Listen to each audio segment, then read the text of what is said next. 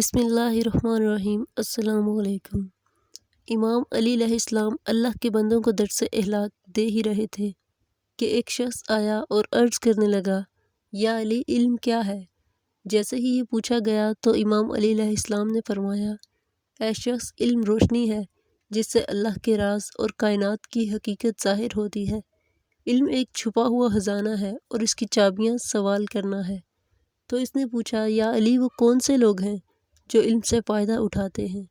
تو امام علی علیہ السلام نے فرمایا، میں نے اللہ کے رسول صلی اللہ علیہ وآلہ وسلم سے سنا کہ 4 اشخاص علم سے فائدہ اٹھاتے ہیں۔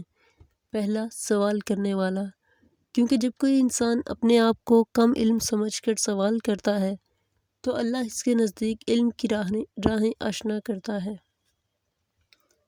دوسرا، علم کے بارے میں بات کرنے والا، کیونکہ جو انسان علم کی باتیں کرتا ہے تو اللہ اس کے ذہن پر اپنا نور برساتا ہے اور یوں علم اللہ کی طرف سے اس کو عطا ہوتا جاتا ہے۔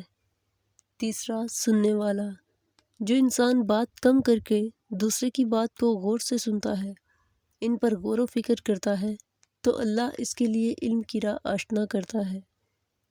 اور چوتھا، علماء کو دوست رکھنے والا، جو انسان علماء کی صحبت میں بیٹھتا ہے تو یوں اس کو وہ تجربات جو کہ وہ عالم حاصل کر چکے ہیں اس کو بغیر زحمت کیے عطا ہو جاتے ہیں، اور یوں انسان کی شخصیت ایسی ہوتی جاتی ہے جس سے ناکامی اس کے قریب نہیں آتی۔